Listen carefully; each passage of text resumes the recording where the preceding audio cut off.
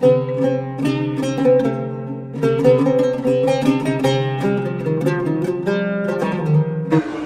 أحيي وأشكر الأخوة المنظمين لهذه المناسبة لدعوتنا للمساهمة في تأمين العزيز توفيق ناجي.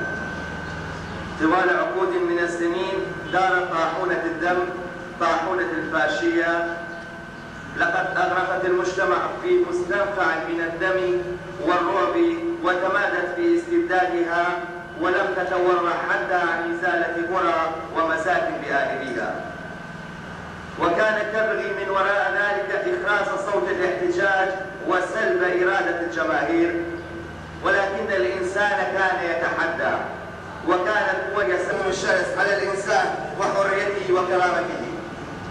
نحن في الشيوعية العمالية اخترنا سبل المواجهة الفاعلة ومقارعة اليمين بكل أشكاله من أجل فرض التراجع عليهم وتحجيم دورهم، وندعو كل التقدميين واليساريين لاختيار الأسلوب ذاته، فإن لم يكن الانتصار والنجاح في اختيار هذا الأسلوب حتميا فإن الهزيمة بدونها واقعة. نحييكم ونحيي تجمعكم مرة أخرى، ونحيي ذكرى الرحيم توفيق ناجي، وشكرا. في نهايات ستينيات القرن الماضي تعرفت على أبي ندى باعتباره خياطا يعمل في شارع الكفاح، وكان صديقي الذي عرفني عليه أحد المتخصصين القلائل بفن الصداقة. أما أبو ندى فقد برهن دائما على أن العلاقات الإنسانية تستحق التضحية والحراسة. في ذلك الوقت كنت أحب الحديث معه عن السينما، وكان يقدم شيئا من ذكائه الذي أنضجته حرفته لينتقل إلى الدردشة السياسية، وكان يقدم شيئا من ذكائه الذي أنضجته حرفته، وكان خياطا لينتقل إلى الدردشة السياسة وأحيانا في أدب الرواية، حيث علمت فيما بعد أنه شغوف به، وهذا أيضا جعلنا قريبين. طيلة السنوات التي عرفته فيها كان لا يغادر احتشامه ويتمسك بأخلاق تشد إلى رقيه العاطفي، واستطاع أن يتفوق على الظروف التي انتابته بنوع من الثقل قلما صادفناه في محيطنا الاجتماعي. للوساوس والتفكر، لكنه على عكس ذلك وجد نفسه مستقرا هناك في الأعماق، مستقرا في الأعماق التي ربما ما رصدتنا بعناية، وهكذا أظهر جلدا قد أربك أصدقائه أحيانا، لهذا سماه بعضهم المعلم. اعتقدت دائما أنه كان يعرف أكثر مما يقول. أنا لم ألتقي به فترات متعددة، وحين كنت أراه سرعان ما أجد عنده ما يمكن أن يقال وأن يسمع، وهذه علامات الحياة، وهذه هي بالنسبة لرجل ظل يعمل على تحسين وجوده الأخلاقي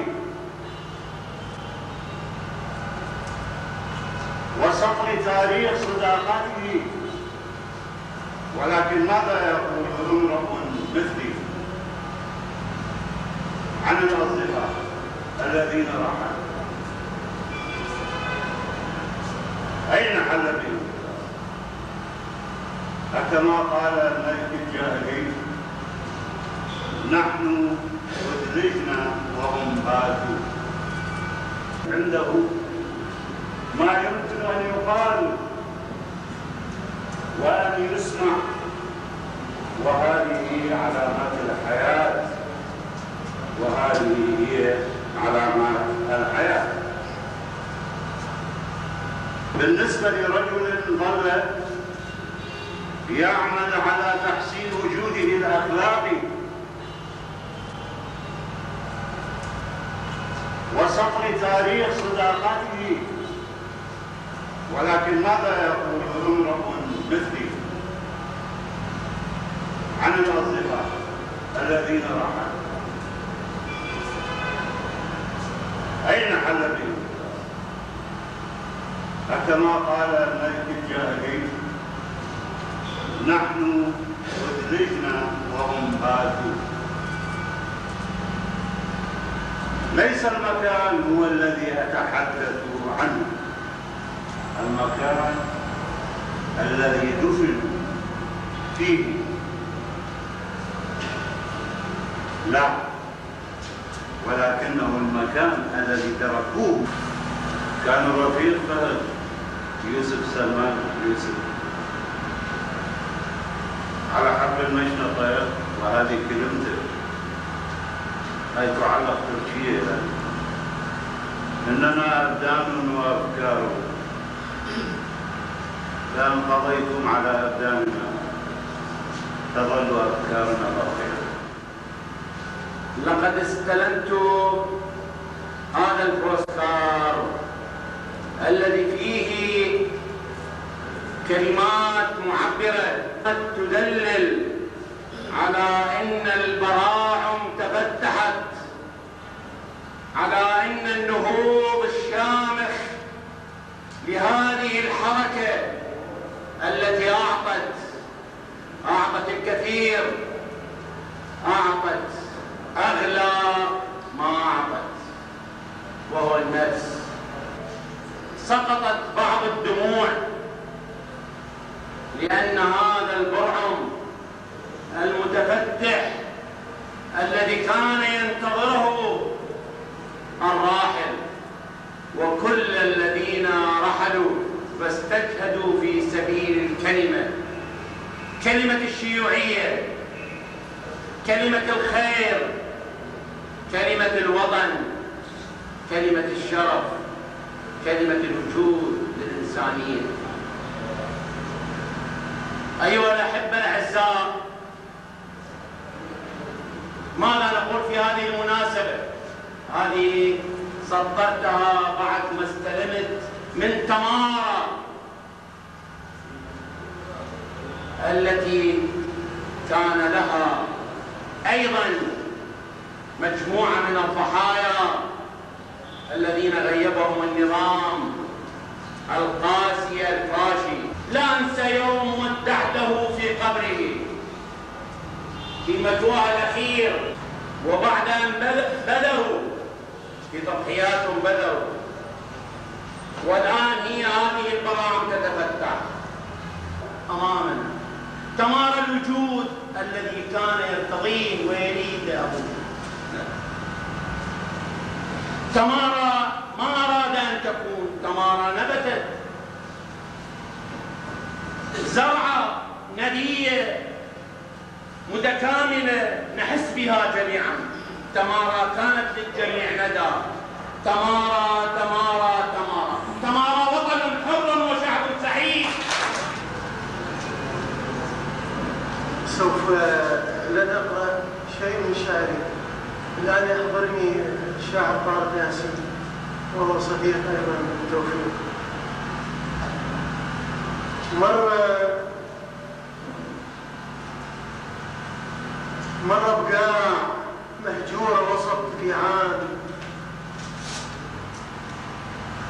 مرة بقاع مهجورة وسط قيعان، شفت بلبل حزين ومنكسر مبين عليه تعبان.